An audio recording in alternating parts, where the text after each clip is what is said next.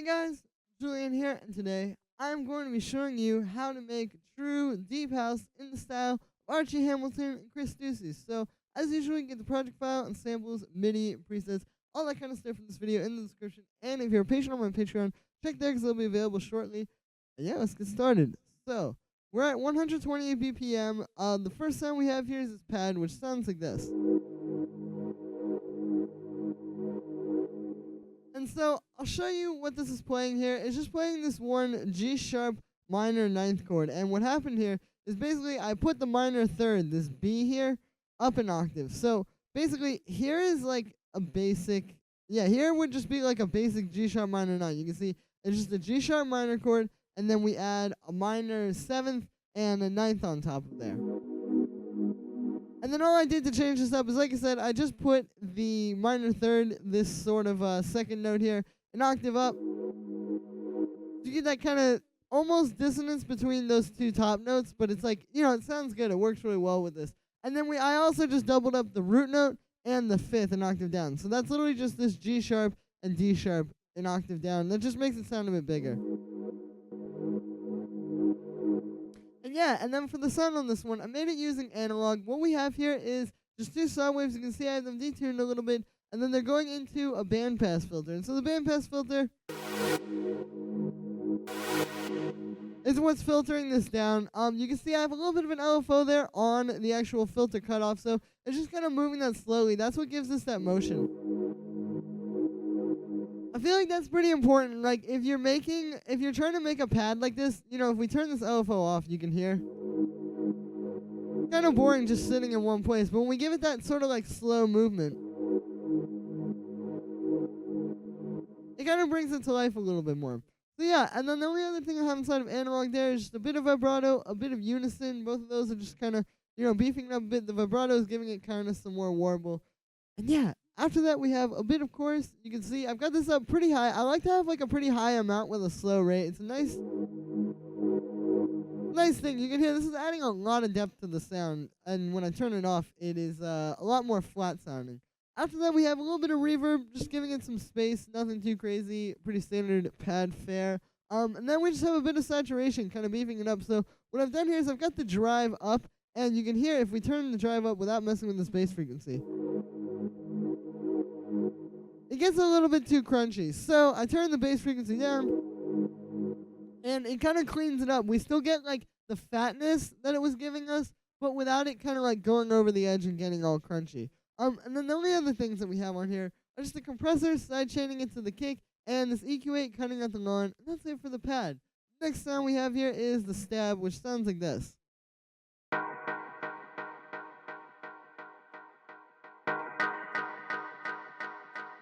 So what this is doing is it's actually just playing the same chord I just showed you. It's the same sort of like voicing as well, where I have like the root note and the 5th an octave down, and then it goes up to those two notes up top. And then over here, that's just the same chord an octave up. So nothing too crazy. You can see this is really sparse, with these types of sounds. That's kind of how it works. Like, you have this thing playing like kind of every now and then the delay and reverb is what really lets it kind of like play throughout the track. And then for the sound on this one, I made it using operator. And what this is it's this kind of like sound that I made where you can see it's just 3 sine waves together doing some FM. I've got a little bit of detune on the second one. The third one is up an octave. And then I just have those going into a low pass filter with an envelope on it. So that's what's making it kind of more deep and dubby. So definitely recommend operator for this, or like any FM synthesis. The cool thing is like you can use FM synthesis and do subtractive synthesis. What I mean by this is like, with analog, for example, like when I'm making this pad, we start with the big saw wave, and then I just kind of thought, okay, let me put a filter on this and kind of dial it back.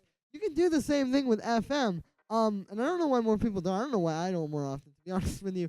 But like it's just a really good technique. You just make this kind of like more complex waveform that still is kind of similar to like a saw or a square wave, in that it has like a lot of high harmonic content. And then we just dial it back with the filter.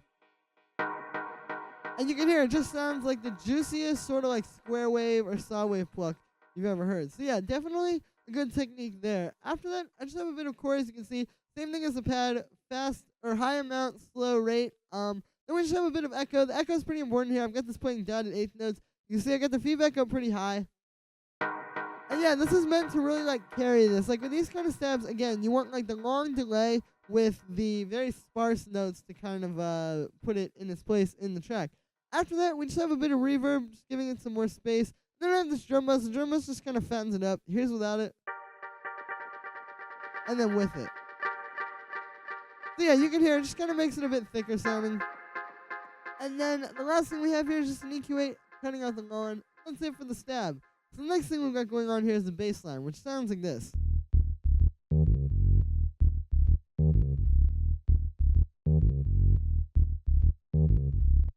So this is the bass line. It's just playing this thing. It's kind of droning on with D sharp. We're actually in D sharp minor here, even though I have the chords playing G sharp minor. Yeah, and so this is just kind of droning on doing that. You can see it's kind of like starts on the D sharp, and then we just have all these extra like bouncy notes here. If I put the bass,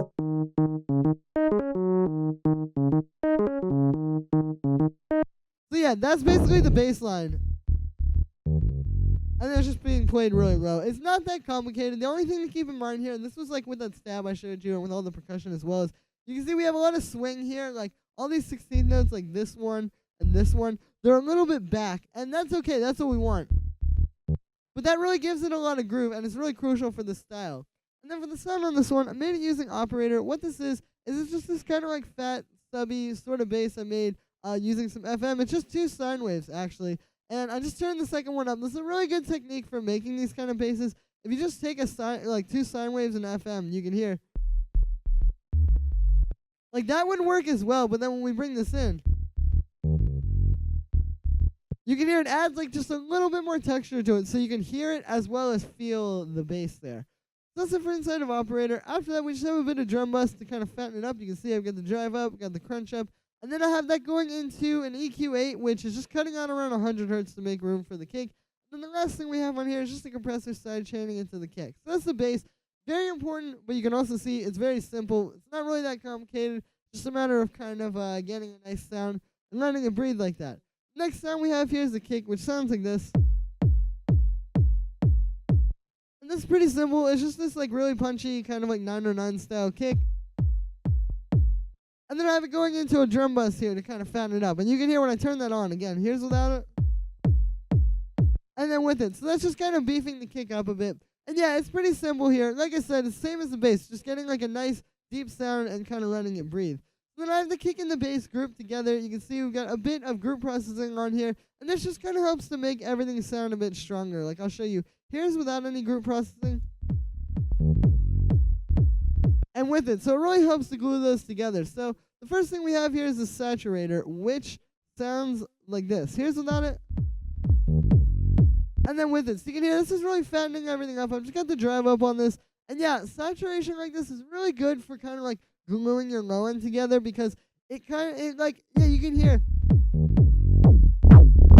Like if I turn that way up, you can basically hear what's going on there. Like it's just getting so crunchy and so saturated that these are just kind of coming together even more and more sonically just from the distortion. So if you dial that back and just kind of use it a little bit more tastefully like this, you can get that in its early stages, and yeah, it really helps to fatten these up.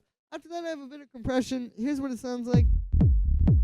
You can see we're not doing a whole lot here. I just have the threshold down a little bit, kind of compressing the peaks. I got the attack up a little bit as well, so it doesn't mess with the transient or the kick. And then the last thing we have here is just an EQ8, which is cutting out around like 200 hertz, like 211 hertz is where I have that. And you can hear when I turn that off and then turn it back on again, it's just kind of cutting out around like that range for getting rid of some muddy frequencies. Like usually, and you can hear. That range can kind of make your mix a little bit more muddy, but when we cut that out, just cleans it up. And yeah, that is it for the kick and the bass group. Next thing we have here is this drum rack, which sounds like this.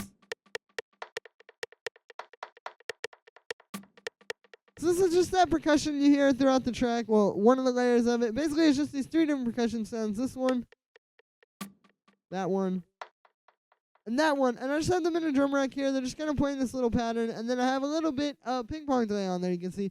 Just doing 8th notes. So yeah, pretty simple. This just adds a lot of like intensity to the track. You can hear it's a little bit boring without that.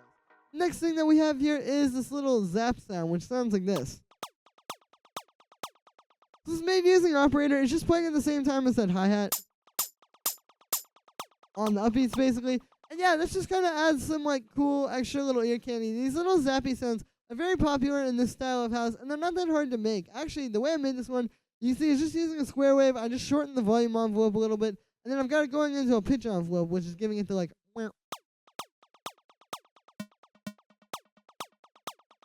So yeah, really simple there, and then I just have that going into a little ping pong delay, doing dotted eighth notes, I believe is what that 3 setting is. But yeah, that's the zap. Next thing we have here is the hi-hat, which sounds like this. And so this is pretty simple. You can see, yeah, it's just a hi-hat playing on the upbeats, pretty standard stuff. The only thing to keep in mind with this is more like the type of sound you use. Like, if we use, like, say I go in here and get, like, a big 9 or 9 open hi-hat or something like that, like, you'll see it doesn't really work as well. Kind of messy. So all this goes to say, basically, you just want like kind of a smaller, tighter hi-hat like this. So the next thing we have here is the clap, which sounds like this. And yeah, this is pretty similar to the hi-hat. It's just kind of like a clean, nice, like housey clap. The only thing with this one is like the type of sound. Again, like if we get like a bigger clap, like you'll hear like.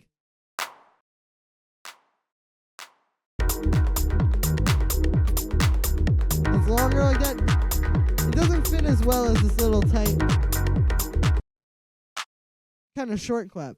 So then the last percussion layer that we have here is this little operator percussion thing, which sounds like this. Basically what this is doing, I'll play it with the kick so you can hear. Is it's just playing those 16 notes there. You can see I have this swung a bunch.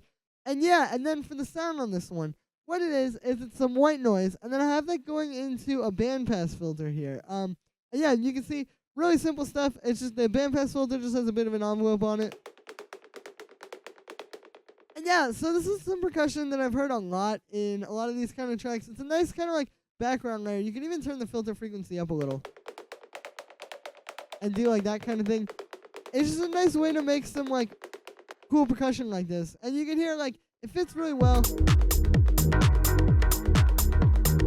It just kind of adds something a little bit more like organic sound in the background. Then I also have this LFO here actually on the filter, just kind of slightly moving it. You can hear the filter is kind of like opening and closing as it goes on. It's very subtle, but it's similar to like what I was doing with the pad where like you put the LFO on the filter cutoff. It just helps to bring it to life and make it not so dull. Here's without it. You can hear it just stays in one place.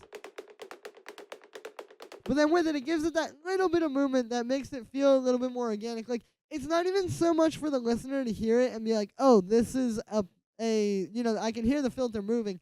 It's more like kind of subliminal. Like, it's something that you would hear in the background, and you would never even think about it consciously, but your brain does recognize it. So yeah, after that, I have a bit of saturation. You can see we got stuff pretty high. Here's without it. And then with it, so this just helps to kind of fatten up the sound coming out of operator, because sometimes these can be a bit thin sounding when you have like some white noise going into a bandpass like that. After that, we have a bit of auto pan. You can see this is just kind of panning it around from the left to the right here. You know, there wasn't a lot of the whole like stereo stuff going on here, and there wasn't anything kind of panning around, so I figured this would help kind of make this stand out amongst everything else. And it helps to widen the stereo image. Just like I was saying, it's kind of subliminal. It's like you don't necessarily notice that there's this thing kind of panning around, but your brain is hearing it, and it is registering it as something that's going on, and it does make the track a lot more interesting. So after that, I have this echo. You can see it's just doing dotted eighth notes. Pretty simple, just gives it a bit of delay. We also have this reverb here, which you can see is really short, actually. I've got the decay time down quite a bit on that one, and yeah, gives it a little bit more space. And then the last thing we have here is just an EQ8 cutting out the low end. So then I've got the percussion being processed together as well. This one isn't as heavy as the kick and the bass. There's a bit of stuff going on here. Here's with no processing. And then with all of it. So you can hear it just gives it that extra little like 10% of oomph to really make this stuff stand out. So First thing I have here is this drum bus. Here's without it and with it. So you can hear it's just kind of fattens everything up a little bit. It's just saturating everything. I've got the drive up a bit and I've got the crunch up a little bit as well. And yeah, this just kind of helps to get everything to a more even texture. Like when you put a little bit of saturation on all the drums at the same time, it just helps to make them all sound more like together. Like right now these sound like a bunch of different sounds. But now it feels a lot more cohesive because they all have that same kind of saturation on them. After that, we just have this EQ8, which you can see with this, I'm just cutting out the low end and doing a little bit of a high end boost. Just to clean up the low end and kind of make the high end a little bit more crisp. And yeah, so that is pretty much it for this one, guys. I hope you enjoyed. As always, make sure to like this video as well as subscribe if you're new here and hit that little notification bell so you get notified every time I drop a new video. Also, make sure to let me know what you think of this video in the comments. I've gotten a ton of requests for this one, so hope you guys enjoyed it. As always, you get the project file, samples, MIDI, and presets for this video in the description. And if you're a patron on my Patreon, check that because they'll be available shortly. You can also check out all my social media in the description. Go follow me on Instagram to keep up to date with what I'm doing. And yeah, thank you so much, everybody. And I'll see you tomorrow with another video.